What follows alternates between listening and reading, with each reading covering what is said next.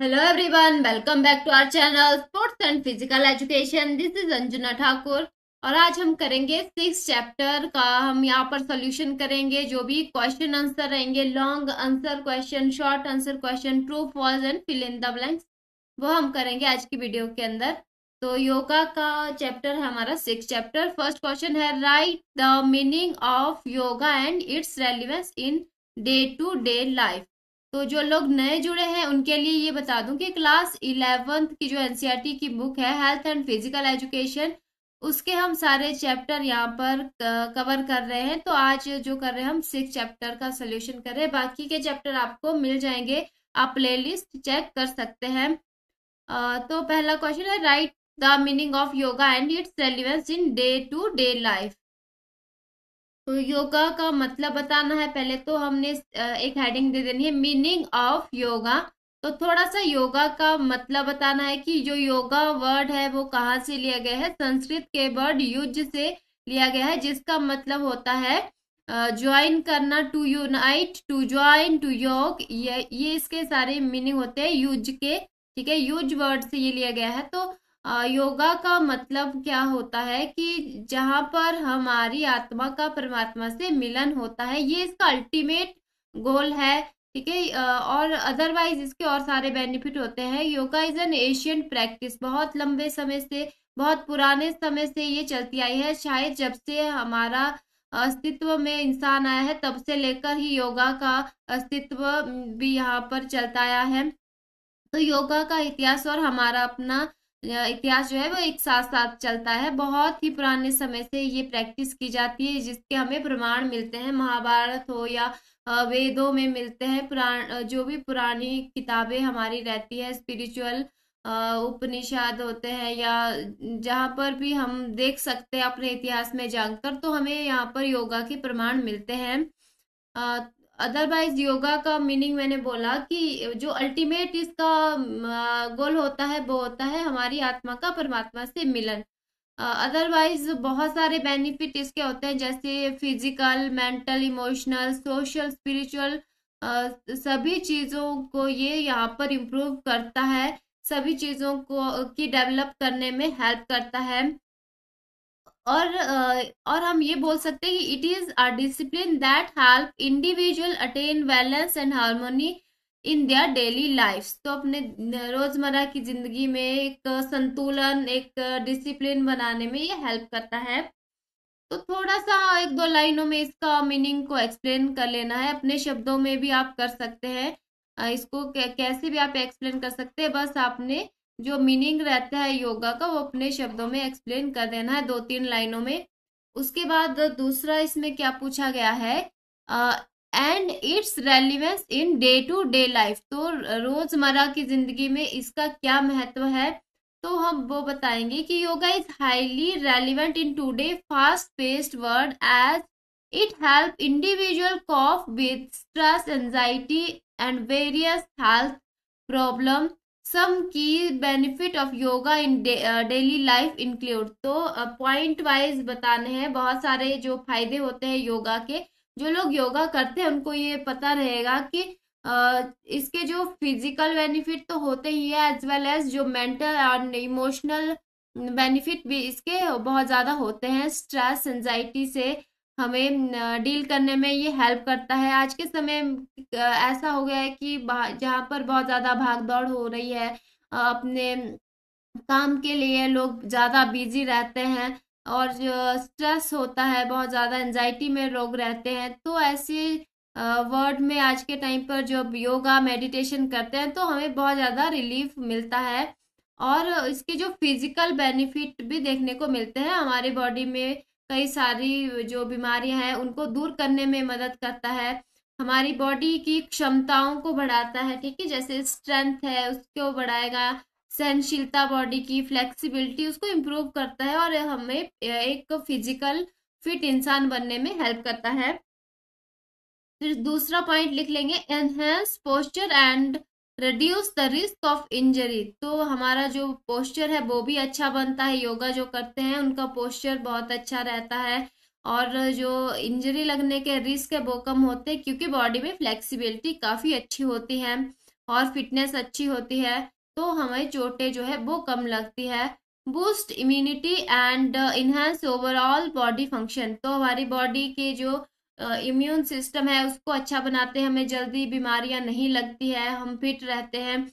और ओवरऑल जो बॉडी के फंक्शन है, हमारे सारे सिस्टम बॉडी के अच्छे से काम करते हैं। जैसे हमारे रेस्पिरेटरी सिस्टम, डाइजेस्टिव सिस्टम है, हमारा नर्वस सिस्टम है, जितने भी बॉडी के सिस्टम है वो सारे अच्छे से काम करते हैं।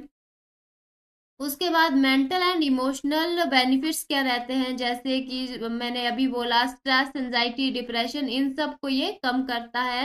और हमारा कंसंट्रेशन बढ़ाता है, फोकस बढ़ाता है, मेमोरी पावर अच्छी बनती है। और promote emotional stability and inner peace, तो हमारी आत्मा में अंदर शांति हमें फील होती है, सुख की अनुभूति होती है, और जो हमारी इमोशनल स्टेबिलिटी है वो अच्छी बनती है। फिर है spiritual and social benefit, help in self awareness and self discipline, तो हमें अपने बारे में ज्ञान रहता है कि हम आखिर में कौन है, और हमें अपने आप से कैसे डिसिप्लिन में रहना है वो हमें सिखाता है। और जो कनेक्शन है अपने साथ वो हमें बनाने में हेल्प करता है, और इंटरपर्सनल रिलेशनशिप बनाने में भी हेल्प करता है। तो ये कुछ एक हमने बेनिफिट बता देने हैं, पॉइंट वाइज एक्सप्लेन करना है, और हेडिंग हमेशा जरूर देनी है ताकि आपके मार्क्स जो है वो बहुत अच्छे आ सके। हेडिंग बनाकर जब आप लिखते हो तो काफी अच्छे से हम एक्सप्लेन कर पाते हैं चीजों को, और शॉर्ट में बहुत चीजें हम पहले ही बता देते हैं हेडिंग के माध्यम से, और फिर उसके बाद कुछ एक पॉइंट हमने लिख लेने हैं। इस तरीके से सिर्फ पैराग्राफ नहीं लिख देना है, जिसकी वजह से जो है मार्क्स कम भी आते हैं कई बार, तो पैराग्राफ को हमेशा ही अवॉइड करना चाहिए, हमेशा पॉइंट बनाकर और हेडिंग, सब हेडिंग बनाकर ही लिखना अच्छा रहता है। फिर है right about the history and development of yoga, तो कैसे इसके हिस्ट्री के बारे में बताना और किस तरीके से ये ओवर द टाइम डेवलप हुआ है, इसका विकास हुआ है।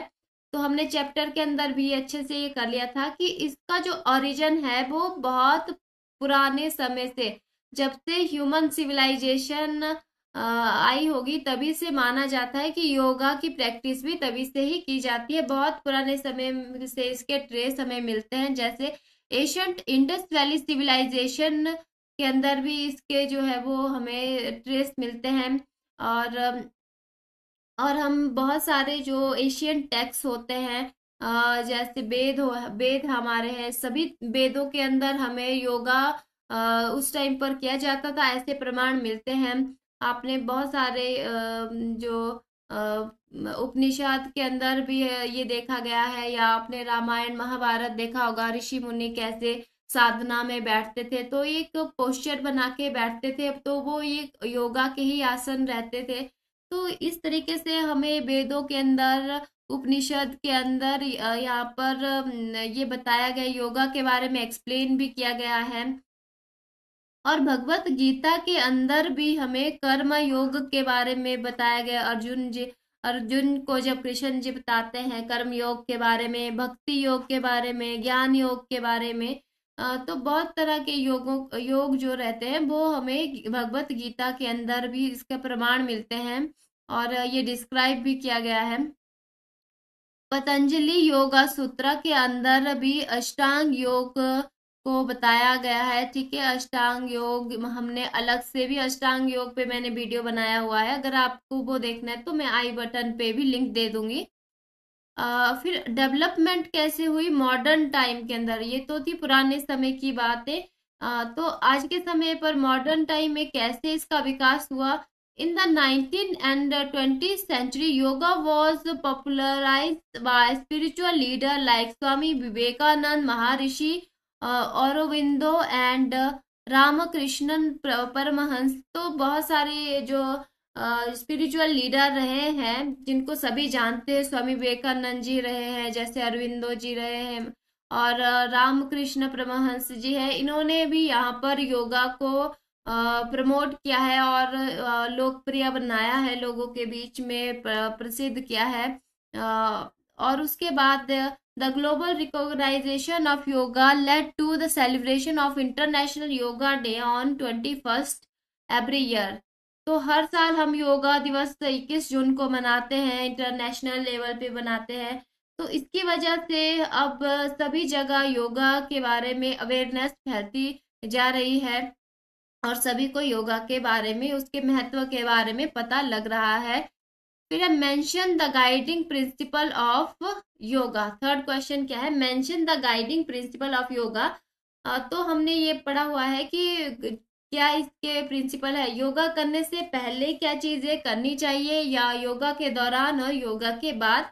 आप इस तरीके से हेडिंग बनाकर जरूर लिखें। सीधा ही अगर आप गाइडिंग प्रिंसिपल पॉइंट वाइज लिखना चाहते हैं आप ऐसा भी लिख सकते हैं, लेकिन आप इस तरह से ही लिखे, ऐसा सुजेस्ट मैं आपको करूंगी, क्योंकि ऐसा बहुत क्लियर ये हो जाता है कि योगा से पहले करके अगर आप लिखते हैं फिर कुछ पॉइंट उसके यहाँ पर लिख लिए, फिर उसके बाद हम लिख लेंगे कि ड्यूरिंग द योगा क्या गाइडिंग प्रिंसिपल है और आफ्टर योगा क्या यहाँ पर गाइडिंग प्रिंसिपल है। अब सबसे पहले बिफोर योगा प्रैक्टिस देखते हैं कि क्लीनिनेस। तो अब सबसे पहले अपने पर्सनल हाइजीन, अपना जो आसपास का एनवायरनमेंट है वो भी, और जो पर्सनल हाइजीन है वो भी मेंटेन करना जरूरी है। यानी हम नहा धो के साफ सुथरे कपड़े पहनकर योगा करने बैठे, और जो जहाँ पर भी योगा करने बैठे तो वहाँ का एनवायरनमेंट भी बहुत साफ सुथरा होना चाहिए। तो ऐसे में योगा करना बेहतर रहता है। उसके बाद है time and place. Yoga should be practice in calm and quiet place on an empty stomach. तो योगा जो है हमेशा ही ये माना जाता है, ऐसा सुजेस्ट किया जाता है कि हमेशा खाली पेट योगा करना बहुत सही रहता है, और ऐसी जगह होनी चाहिए जहां पर शांति हो। ठीक है, ऐसा कोई शोर शराबे वाली जगह पर योगा नहीं करना चाहिए, तो हमारा ध्यान अच्छे से नहीं लगेगा, हमें वो शांति नहीं मिलेगी। एक अच्छी शांत जगह पर खाली पेट साफ सुथरे एनवायरनमेंट में हमें योगा करना चाहिए। और जो क्लोथिंग है वो भी अच्छी सही तरीके की होनी चाहिए, बिल्कुल टाइट कपड़े नहीं पहनने चाहिए और बिल्कुल ही लूज भी। जो कंफर्टेबल हो हमारे लिए कपड़े रहते हैं, मूवमेंट करने के लिए भी इजी रहेंगे या कंफर्टेबल रहेंगे, जिसमें आप अच्छा फील करो वैसे कपड़े पहनने चाहिए। उसके बाद ड्यूरिंग योगा प्रैक्टिस। तो योगा प्रैक्टिस करते समय किन बातों का ध्यान रखना चाहिए? स्टार्ट विद अ प्रेयर और मेडिटेशन फॉर रिलैक्सेशन। सबसे पहले जब योगा स्टार्ट करें तो प्रेयर से स्टार्ट करें या मेडिटेशन से स्टार्ट करें, ताकि सबसे पहले तो अपने आप को रिलैक्स किया जा सके, अपनी बॉडी अपने माइंड को रिलैक्स किया जा सके। Perform posture slowly with awareness of body and breath. और जब भी योगा करने जाएं तो एक जो भी पोस्चर आप क्रिएट कर रहे हो, बना रहे हो, उसको बहुत स्लोली बनाना है। जो योगा कर रहे हैं उसको बहुत स्लोली यहाँ पर बिल्कुल आराम से हमें करना चाहिए, बिल्कुल उसमें जल्दबाजी नहीं करनी चाहिए, और हमें पता होना चाहिए कि हम कौन सी योगा को कर रहे हैं, कौन सी बॉडी पार्ट का यूज, यानी कि एक अवेयरनेस होनी चाहिए। जैसे हम सांस अंदर ले रहे हैं या सांस बाहर छोड़ रहे हैं, तो उसको लेकर हमें अवेयरनेस होनी चाहिए। ऐसा नहीं कि दिमाग में कुछ और ही चला है और सिर्फ हम एक पोस्चर बना रहे हैं, वैसा नहीं, बल्कि हमें अपनी सांसों को नियंत्रित करना है, उस पर ध्यान देना है। ठीक है, और एक अवेयरनेस के साथ एक बिल्कुल आराम से पोस्चर बनाना है। Do not strain practice according to personal capacity.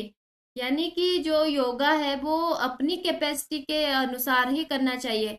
ऐसा नहीं कि बहुत डिफिकल्ट योगा आप शुरू में ही करने लग जाओ और आपकी बॉडी की फ्लेक्सिबिलिटी वैसी है ही नहीं, और अपनी बॉडी को आप जबरदस्ती उस पोस्चर को बनाने के लिए यूज कर रहे हैं या खींच रहे हैं अपनी मसल को जबरदस्ती, तो आपको उल्टा फायदा की जगह इसका नुकसान ज्यादा हो जाएगा। क्योंकि आप अपनी बॉडी के साथ जबरदस्ती कर रहे हो, ऐसा नहीं करना है। जहां पर आपको लगता है कि हम इससे ज्यादा अपनी बॉडी को नहीं मोड़ सकते हैं, इस पोस्चर को नहीं बना सकते हैं, वहीं तक आप कीजिए। धीरे धीरे प्रैक्टिस करके आपकी फ्लेक्सिबिलिटी इंप्रूव हो जाएगी, तो आप उस पोस्चर को कंप्लीटली कर पाओगे। लेकिन जहां तक आपसे हो सकता है, जहां तक आपकी बॉडी की लिमिट है, वहीं तक हमें करना चाहिए। फिर है योगा के बाद, आफ्टर योगा प्रैक्टिस हमें क्या करना चाहिए? तो अवॉइड टेकिंग अ बाथ और eating food immediately after yoga.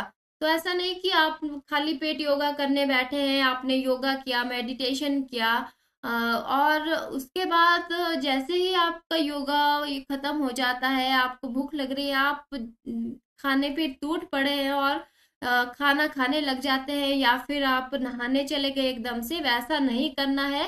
थोड़े टाइम रुकना है, कुछ टाइम और आराम करना है, अपनी बॉडी को कूल डाउन करने होने देना है थोड़ी देर, और उसके बाद कुछ टाइम के बाद हमें खाना खाना चाहिए। बिल्कुल एकदम से हमें खाना नहीं खाना चाहिए योगा के बाद।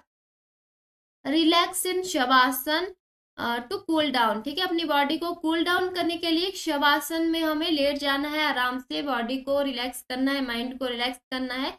धीरे धीरे जब बॉडी हमारी कूल डाउन हो जाएगी, तो उसके बाद हम बाकी अपना दूसरा काम कर सकते हैं। तो शवासन के बारे में हम सारे जो भी आसन है, मैंने आपको बोला हुआ है कि हम अलग अलग से सारे आसन मैं आपको बता दूंगी। तो शवासन लास्ट में किया जाता है, जिसमें क्या है, बॉडी को पूरी तरह से छोड़ दिया जाता है, ढीला छोड़ दिया जाता है, रिलैक्स किया जाता है। फिर end of the session with a few minutes of meditation. अब योगा करने के बाद हमें थोड़ा सा मेडिटेशन जरूर करना चाहिए, कुछ मिनट के लिए आराम से मेडिटेशन में बैठ जाना चाहिए। तो इस तरीके से जो भी हम पोस्चर बनाते हैं या आसन करते हैं, वो कंप्लीट हो जाएगा हमारा। फिर फोर्थ क्वेश्चन है, write the role of asana in wellness. तो वेलनेस के अंदर आसन का क्या रोल है? तो आसन के बारे में थोड़ा सा पहले बता देना है कि asana are physical posture that help achieve a healthy body and mind. They improve flexibility, endurance and balance with while promoting relaxation and focus. तो आसन हमारे क्या है, कुछ पोस्चर हम बनाते हैं, जिसको आमतौर पर लोग योगा ही बोलते हैं, कि कुछ आसन हमने कर लिए, उसको ही आमतौर पर योगा माना जाता है। जबकि योगा के अंदर आसन सिर्फ एक पार्ट है, जबकि योगा के अंदर तो प्राणायाम आते हैं, बंधा है, मुद्रा है, बहुत सारी चीजें, शुद्धि क्रियाएं होती हैं, तो मेडिटेशन होता है, तो बहुत सारी चीजें होती हैं, सिर्फ आसन ही नहीं होता है। तो आसन जो पोस्चर हम बनाते हैं, जैसे कोई पद्मासन में बैठ गया, कोई चक्रासन कर रहा है, या कोई भुजंग आसन कर रहा है, तो वो है आसन। कुछ पोस्चर हम बना रहे हैं, जिसकी वजह से हमारी बॉडी माइंड जो है हेल्दी बनते हैं, और बहुत सारे बेनिफिट इसके होते हैं। तो हम लिख सकते हैं, दे इम्प्रूव फ्लेक्सिबिलिटी, हमारी बॉडी की फ्लेक्सिबिलिटी को इम्प्रूव करता है। आसन इंडोरेंस को बढ़ाता है, बैलेंस को बढ़ाता है, और हमारा फोकस अच्छा होता है, रिलैक्स हो जाते हैं हम। तो ऐसे एक दो लाइनों में बता देना आसन को। फिर टाइप ऑफ आसन एंड देयर बेनिफिट, यानी क्या इसके बेनिफिट होते हैं। वेलनेस क्या है, एक हेल्थ की एक स्टेट होती है, यानी कैसे हम आसन के द्वारा हेल्दी बने रह सकते हैं।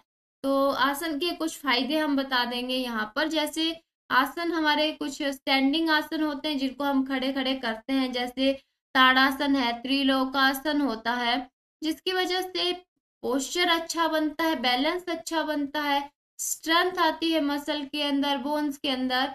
फिर सिटिंग आसन जैसे पद्मासन है या वज्रासन होते हैं, जिनकी वजह से कंसंट्रेशन बढ़ता है, ध्यान अच्छा बनता है, मेंटल स्टेबिलिटी अच्छी होती है, डाइजेशन जो है वो पाचन शक्ति अच्छी बनती है, स्पाइनल फ्लेक्सिबिलिटी अच्छी होती है, ठीक है, लचीलापन आता है हमारी रीढ़ की हड्डी के अंदर। फिर एक है बैकवर्ड वेंडिंग आसन, जैसे भुजंग आसन है या उष्ट्रासन है, जिसकी वजह से जो चेस्ट होती है वो हमारी अच्छे से उसका जो है वो एक्सरसाइज हो जाती है, और हमारी बैक की भी यहाँ पर एक्सरसाइज हो जाती है और वो मजबूत बनती है, उसमें ताकत आती है। फिर रेस्पिरेटरी फंक्शन भी इसमें अच्छे बनते हैं। ये जो सारे आसन मैं आपको बोल रही हूँ, ये वन बाय वन हम इनको डिस्कस भी करेंगे अलग से। तो अभी हमने चैप्टर के अंदर ये नहीं किए हैं, हमने सिर्फ सूर्य नमस्कार तक ही किए हैं, तो आसन को मैं अलग से बताऊंगी। तो क्वेश्चन आंसर तो यहाँ पर सारे ही कवर किए हुए हैं, जितने भी जो भी चैप्टर के अंदर रहेंगे। फिर है फॉरवर्ड बेंडिंग आसन, जैसे पश्चिमोत्तासन या पद्म हस्तासना। इसकी वजह से जो हैमस्ट्रिंग और स्पाइन है वो स्ट्रेच होती है और उसमें हमें फायदा मिलता है। डाइजेशन में हमें फायदा मिलता है और स्ट्रेस जो है वो कम होता है। तो इस तरीके से हम ये सब इसमें फायदे रहेंगे। और रिलैक्सेशन आसन होते हैं कुछ, जैसे शवासन है या मकरासन है। तो इसकी वजह से जो थकान है, स्ट्रेस है, वो कम हो जाता है। और आसन के बाद यहाँ पर शवासन को लास्ट में किया जाना चाहिए, जिसकी वजह से जो भी थकान है वो दूर हो जाती है, रिलैक्स हम फील करते हैं, हमारे माइंड भी हमारा फ्रेश हो जाता है, शांत हो जाता है। तो ये सारे कुछ एक पॉइंट हम यहाँ पर लिख लेंगे ऐसे हेडिंग बनाकर, स्टैंडिंग आसन, सिटिंग आसन, बैकवर्ड बेंडिंग या फॉरवर्ड बेंडिंग रिलैक्सेशन आसन है। तो ये इनके और क्या क्या फायदे रहते हैं वो एक दो पॉइंट में यहाँ पर एक्सप्लेन कर देने हैं। तो यहाँ पर क्वेश्चन हमारा हो जाएगा, write the role of asana in wellness. फिर write the role of pranayama in wellness. तो प्राणायाम के क्या फायदे हैं हमारे वेलनेस में। तो प्राणायाम क्या होता है, प्राणायाम हमारी ब्रीदिंग से रिलेटेड रहता है। जैसे आसना हमारे पोस्चर बनाना या पोस्चर के थ्रू अपने बॉडी को फ्लेक्सिबल करना या बॉडी के फंक्शन इससे इम्प्रूव हो जाते हैं। उसी तरीके से प्राणायाम जो है वो हम जो उसकी उसमें क्या करते हैं, सांसों पर नियंत्रण करते हैं, सांसों पर कंट्रोल रखते हैं कि कैसे हम सांस अंदर लेते हैं फिर उसको रोकते हैं या छोड़ते हैं। इसकी वजह से जो है हमारी लंग कैपेसिटी इंप्रूव हो जाती है, बैलेंस इमोशन बैलेंस हो जाते हैं और कंसंट्रेशन अच्छा बनता है। तो प्राणायाम हमारी ब्रीदिंग से रिलेटेड रहता है। और वेलनेस में इसके क्या फायदे, अब देखिए प्राणायाम के बहुत सारे फायदे होते हैं।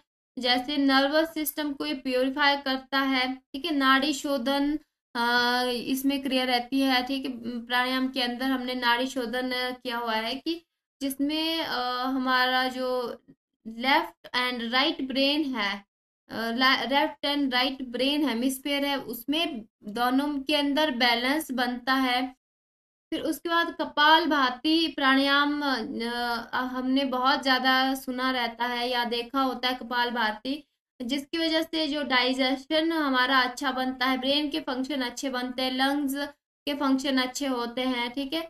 और भस्त्रिका प्राणायाम होता है जिसमें जो है वो ऑक्सीजन की सप्लाई बॉडी में अच्छी बनती है और जो एनर्जाइज होता है हमारा नर्वस सिस्टम को, पूरी एनर्जी यहाँ पर मिल जाती है भस्त्रिका प्राणायाम की वजह से। फिर है उज्जयी प्राणायाम। उज्जयी प्राणायाम हमारे बॉडी के टेम्परेचर को रेगुलेट करता है और थायराइड एंड लंग्स प्रॉब्लम में भी ये हेल्प करता है। तो इस तरीके से प्राणायाम के भी बहुत सारे फायदे रहते हैं। फिर write the role of shodhana kriyas in wellness. अब इनके हमें शोधन क्रिया के क्या फायदे रहते हैं। तो ये एक क्लीनिंग टेक्निक होती है। शोधन क्रिया क्या है, हमारी क्लीनिंग टेक्निक होती है योगा के अंदर, जिसमें बॉडी के अंदर जो भी टॉक्सिक चीजें रहती है वो बाहर, बॉडी के बाहर उसको निकाला जाता है। तो किस तरीके से, जैसे जल नेति हमने किया हुआ है चैप्टर के अंदर, जल नेति, जिसमें हम वाटर को यहाँ पर नाक से डालते हैं, दूसरे नाक से निकालते हैं, तो जिसकी वजह से जो हमारा नेजल पैसेज है वो साफ बनता है और ब्रीदिंग इससे इम्प्रूव होती है। इससे साइनस इन्फेक्शन और एलर्जी भी कम हो जाती है। फिर सूत्रा नेति, जिसमें कि धागा नाक से डाल के मुंह से निकालते हैं, उसकी वजह से भी जो सेंस ऑफ स्मेल है वो इम्प्रूव हो जाती है। और जो नाक कान और गले की समस्याएं हैं वो भी इससे दूर हो जाती हैं। उसको दूर करने में हेल्प करता है। फिर कपालभाति हमारी एक क्रिया रहेगी अगेन, जहाँ पर लंग्स यहाँ पर प्यूरिफाई इससे हो जाएगा, लंग्स की कैपेसिटी अच्छी बनेगी और ब्रेन फंक्शन को ये स्टिमुलेट भी करेगा। फिर है कपालभाति क्या होता है, कैसी इसकी टेक्निक होती, क्या इसके बेनिफिट होते हैं। अब कपालभाति ब्रीदिंग टेक्निक है, एक तरह से यहाँ पर प्राणायाम भी होता है कपालभाति, जिसमें ब्रीदिंग को एक रैपिडली फोर्सफुली बाहर यहाँ पर निकाला जाता है। ठीक है, एक रिदम में फोर्सफुली एक तरीके से यहाँ पर एक सांस को बाहर छोड़ा जाता है। ठीक है, तो आपने देखा ही होगा कई वीडियोस के अंदर कपालभाति किस तरीके से किया जाता है। अब इसमें क्या टेक्निक रहेगी, सबसे पहले कंफर्टेबल पोजीशन में बैठ जाना है और एक लंबी सांस लेनी है और फिर एक पूरी जितना फोर्स से आप बाहर एक्सहेल कर सकते हैं, अपने नाक से सांस को बाहर छोड़ना है, जोर से सांस को बाहर छोड़ना है अपने नाक से। ठीक है, सबसे पहले बिल्कुल सिंपल है, आराम से बैठ जाना है, एक लंबी सांस अंदर ले लेनी है और फिर अपने नाक से फोर्सफुली जो है वो सांस बाहर छोड़नी है। फिर उसके बाद ये क्रिया जो है एक रिदम में एक स्ट्रोक की तरह बाहर जो है सांस को छोड़ा जाता है इसमें। और इसके बहुत सारे बेनिफिट होते हैं। एक तो डाइजेशन इससे अच्छा बनता है, क्योंकि इसमें हमारा जो एब्डोमिनल मसल है वो यहाँ पर कॉन्ट्रैक्ट करती है और लंग्स की कैपेसिटी अच्छी बनती है, क्योंकि सांस को फोर्सफुली हम बाहर यहाँ पर छोड़ रहे हैं तो लंग्स का भी यहाँ पर इस्तेमाल हो रहा है और ब्रेन फंक्शन इससे अच्छे बनते हैं और फ्रंटल ईयर साइनसेस यहाँ पर साफ हो जाता है। और इसकी वजह से रेस्पिरेटरी डिसऑर्डर जो रहते हैं ब्रोंकाइटिस के, वो भी यहाँ पर दूर हो जाते हैं। फिर क्वेश्चन नंबर 8 है, एक्सप्लेन द कॉन्सेप्ट ऑफ पूरक, रेचक एंड कुंभक। पूरक, रेचक और कुंभक क्या होते हैं, इनको हम देखते हैं। तो प्राणायाम के अंदर ये रहते हैं हमारे पूरक, रेचक, कुंभक। अब पूरक क्या होता है, जैसे हम सांस को अंदर लेते हैं उसको पूरक बोला जाता है। ठीक है, प्राणायाम के अंदर ये रहता है, 3 स्टेप होते हैं। जैसे सांस अंदर लिया उसको पूरक बोलेंगे। ठीक है, एक लंबी सांस अंदर लिया और उसके बाद हमारी जो चेस्ट है वो एक्सपेंड हो जाएगी, ऑक्सीजन का इंटेक इससे वो जो है वो अच्छा बनता है। तो सिंपली आपने याद रखना, पूरक क्या है, एक लंबी सांस अंदर ली तो उसको पूरक बोलेंगे। रेचक होती है हमारी जब हम सांस को बाहर छोड़ते हैं, यानी एक पूरी तरीके से पहले लंबी सांस अंदर ली, सांस को बाहर छोड़ा, तो वो हो गया रेचक। कुंभक होता है जब सांस को हम अंदर थोड़ी देर के लिए रोक के रखते हैं, उसको बोलते हैं कुंभक। तो ये 3 क्रिया हो गई। पूरक, पहले सांस अंदर लिया फिर थोड़ी देर के लिए सांस को अंदर ही रोक के रखा, उसको बोलेंगे कुंभक। और रेचक है, फिर बाहर सांस को दोबारा से छोड़ दिया तो वो हो गया हमारा कुंभक। तो इनको अपने शब्दों में भी आप एक्सप्लेन कर सकते हैं थोड़ा थोड़ा। तो ये आई होप ये आपको समझ में आ गया होगा। फिर 9th क्वेश्चन है, राइट द बेनिफिट्स ऑफ ध्यान। अब ध्यान के क्या क्या फायदे होते हैं। अब ध्यान एक प्रैक्टिस है, मेडिटेशन के ही अंदर ध्यान होता है, जहाँ पर हम यहाँ पर अपने आप को समझने की कोशिश करते हैं, अपने इनर पीस को अचीव करने में ये हेल्प करता है, सेल्फ अवेयरनेस में हेल्प करता है। तो ध्यान हम आपने सुना ही होगा, जो ध्यान लगाते थे ऋषि मुनि, आपने देखा होगा रामायण महाभारत के अंदर या पढ़ा होगा कहीं कि ध्यान लगाते थे, कई कई सालों तक वो ध्यान मुद्रा में बैठे रहते थे, अपने आप में ही खोए रहते थे, कि एक लंबी मेडिटेशन में खोए रहते थे। तो आज के समय में भी हम ऐसा ध्यान लगा सकते हैं कुछ समय के लिए, कुछ टाइम के लिए, जिसकी वजह से हमें मन में शांति फील होती है और ये मेडिटेशन का ही एक रूप रहेगा। फिर इसके क्या फायदे रहते हैं, जैसे मेंटल एंड इमोशनल बेनिफिट इसके बहुत सारे रहेंगे, जैसे स्ट्रेस को ये दूर करता है, एंजाइटी या डिप्रेशन को कम करने में हेल्प करेगा, फोकस इससे हमारा अच्छा बनेगा, कंसंट्रेशन अच्छी बनेगी, मेमोरी पावर अच्छी बनेगी। फिर फिजिकल बेनिफिट में है regulate blood pressure and heart rate. Heart rate और ब्लड प्रेशर की समस्याएं इससे दूर हो जाएंगी, उसको सही तरीके से मेंटेन करने में हेल्प करेगा। Enhance immunity and overall health, तो जो हमारी रोग प्रतिरोधी क्षमता है उसको ये अच्छा बनाएगा और हमारी ओवरऑल हेल्थ इससे अच्छी बनेगी। स्पिरिचुअल बेनिफिट क्या रहेंगे कि सेल्फ अवेयरनेस इससे बढ़ेगी, अपने बारे में हमें समझने में मदद मिलेगी, और हमें एक हायर स्टेट ऑफ कॉन्शियसनेस तक ये पहुंचाने में हेल्प करेगी। फिर शॉर्ट आंसर क्वेश्चन हम करेंगे। फर्स्ट क्वेश्चन है, व्हाट इज कर्म योगा? कर्म योगा क्या होता है? तो कर्म योग वो होता है जहां पर हम कर्म करते रहते हैं, फल की चिंता नहीं करनी है। ये काफी अच्छा फेमस डायलॉग है, आपने सबने ही सुना होगा, कर्म करो फल की चिंता मत करो, तो वही होता है कर्म योग। तो हम लिख सकते हैं, karma yoga is a path of action where a person perform their duties selflessly without attachment to the result. तो रिजल्ट की चिंता नहीं करनी है, अपना काम अपनी ड्यूटी करते रहना है। तो ये एक दो लाइनों में लिख लेना है शॉर्ट आंसर क्वेश्चन में। फिर है, व्हाट इज ज्ञान योग? तो इसको ज्ञान योग भी बोला जाता है। ज्ञान योग पाथ ऑफ नॉलेज, ठीक है। Jnana Yoga is a path of knowledge that involve self realisation, जिसमें हमें अपने ही बारे में समझ आती है कि हम कौन है, आखिर में हमारा यहाँ आने का उद्देश्य क्या है। इन सब चीजों को समझने में हेल्प मिलती है, किसके द्वारा? ज्ञान योग के द्वारा। ये है path of knowledge. And the discrimination between reality and illusion to attain spiritual wisdom।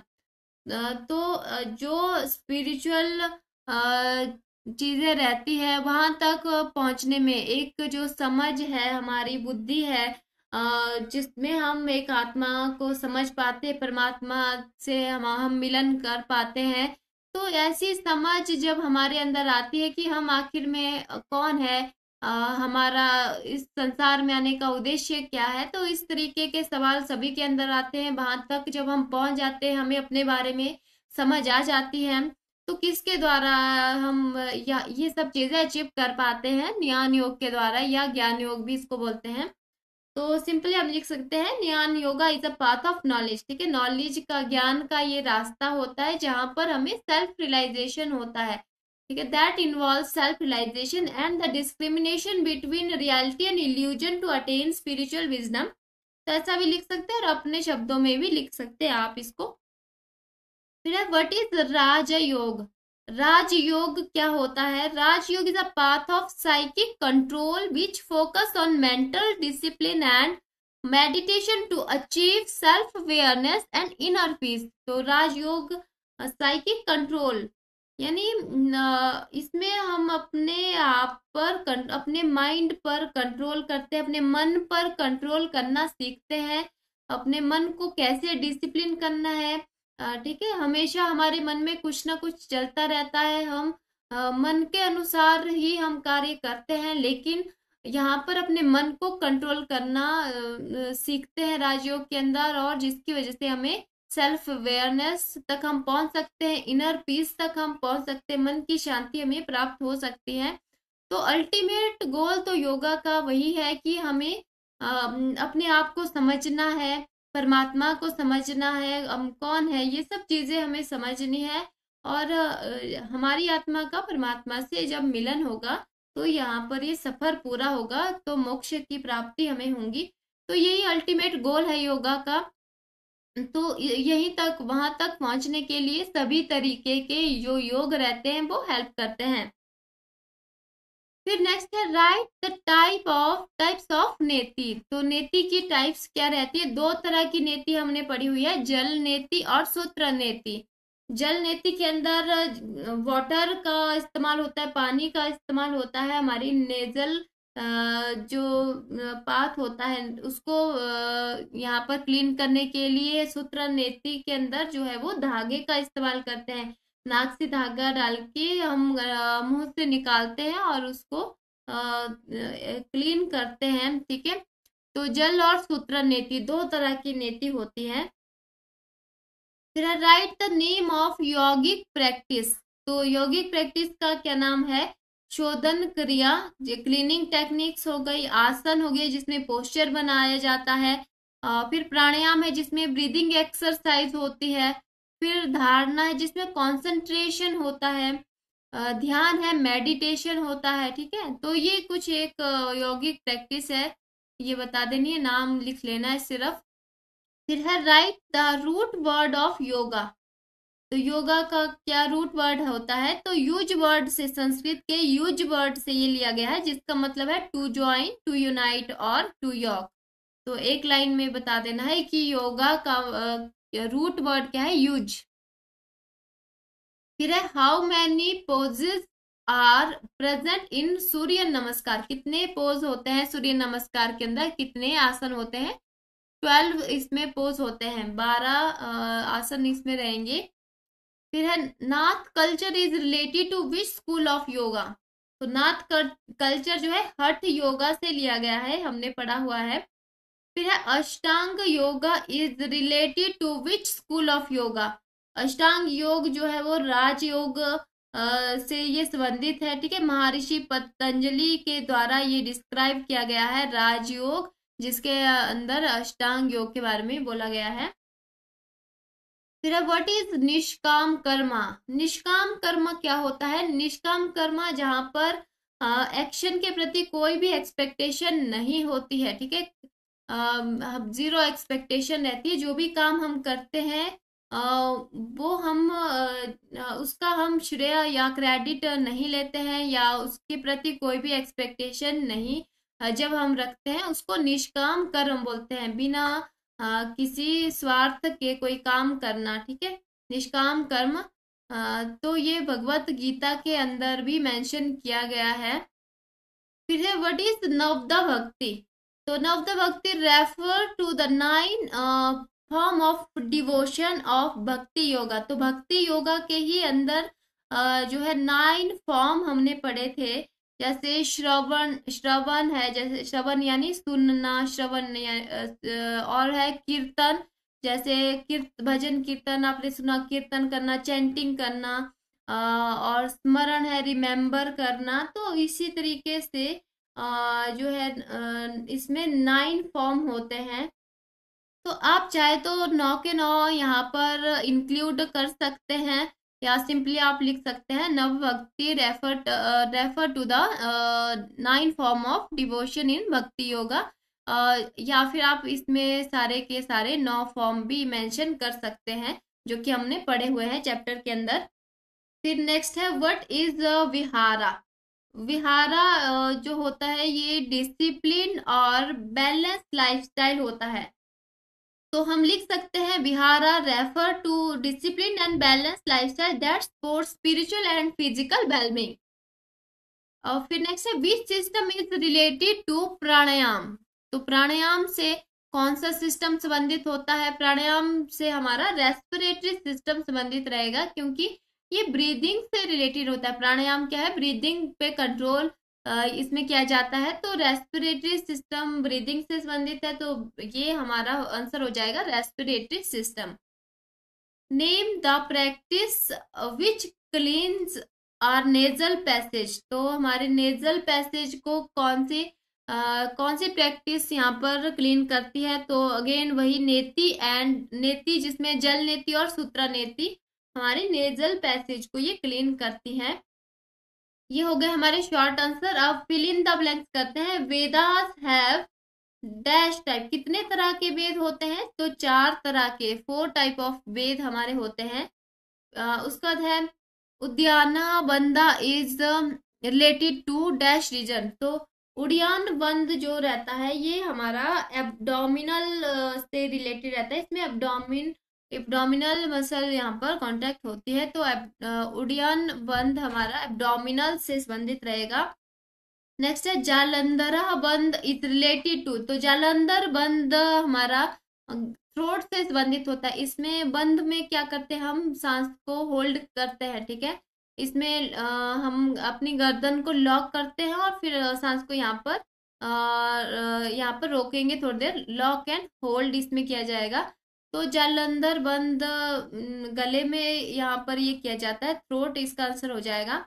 फिर है इन कपालभाति द मीनिंग ऑफ कपाल इज, कपालभाति के अंदर कपाल का मीनिंग होता है स्कल, स्कल। फिर है स्टेट वेदर ट्रू और फॉल्स, तो ट्रू फॉल्स बताना है। Ujjayi is a practice of asana, तो उजय एक प्राणायाम होता है, तो आसन नहीं है, तो फॉल्स हो जाएगा। सूर्य नमस्कार इज अ प्रोसेस ऑफ 12 आसन, तो बिल्कुल सही बात है, 12 आसन होते हैं सूर्य नमस्कार के अंदर। Agnisara is related to water element of body, तो ये फॉल्स हो जाएगा, क्योंकि अग्निसारा अग्नि का ही मीनिंग, अग्निसारा में अग्नि का मतलब है अग्नि यानी आग, तो ये वाटर से नहीं, अग्नि से, वाटर सॉरी आग से ये संबंधित तो रहता है, ठीक है। जो अग्नि तत्व हमारे नाभि में पाया जाता है, तो उससे ये संबंधित रहता है, तो ये फॉल्स हो जाएगा। फिर ज्ञान yoga is a path of devotion, तो ये डिवोशन का नहीं, ये तो नॉलेज का पाथ होता है, ठीक है। Jnana Yoga is a path of knowledge, तो ये भी फॉल्स हो जाएगा। कपालभाति इज अ प्राणायाम, तो बिल्कुल सही बात है, कपालभाति प्राणायाम है, तो ये ट्रू फॉल्स भी हमारे यहाँ पर कंप्लीट हो जाते हैं। तो इसके साथ ही चैप्टर 6 के सारे question answer, true false and fill in the blanks हमारे कंप्लीट हो जाते हैं यहाँ पर। तो जो बाकी आसन प्राणायाम बंधा है वो हम 1 बाय 1 करके करेंगे। आई होप यहाँ तक आपको सारी चीजें अच्छे से क्लियर हो गई होंगी। कोई भी डाउट या क्वेरीज आपकी रहती है तो आप मुझसे सोशल मीडिया पर इन सब आईडीज के द्वारा जुड़ सकते हैं। इन सब का लिंक आपको वीडियो के ही डिस्क्रिप्शन में मिल जाएगा।